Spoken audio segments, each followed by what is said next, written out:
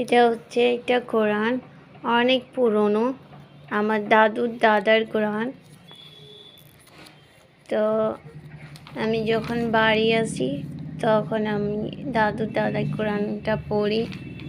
অনেক পুরানো, এখানে কিছু কিছু পাতা খেয়েও গেছে, ছিঁড়ে গেছে।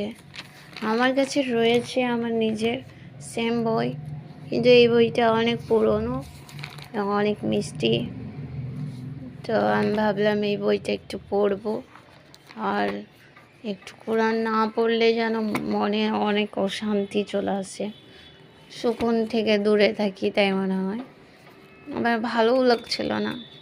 তো আমার কাছে আর অন্য বইও নেই, এখানে বাড়িতে নেই। দেখেন প্রত্যেকটা ডিটেলস দেওয়া রয়েছে এখানে, এভাবে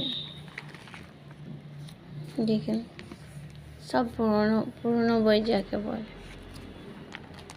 আমার খুব ভালো লাগে এই বইটা, আলহামদুলিল্লাহ। আমার দাদুর দাদা খুব পরেজগারও ছিলেন, দাদুও পরেজগার ছিলেন খুব, কিন্তু দাদু তো অনেক ছোট। আমার আব্বু যখন অনেক ছোট, 7 বছর বয়স, তখনই দাদু মারা গেছেন।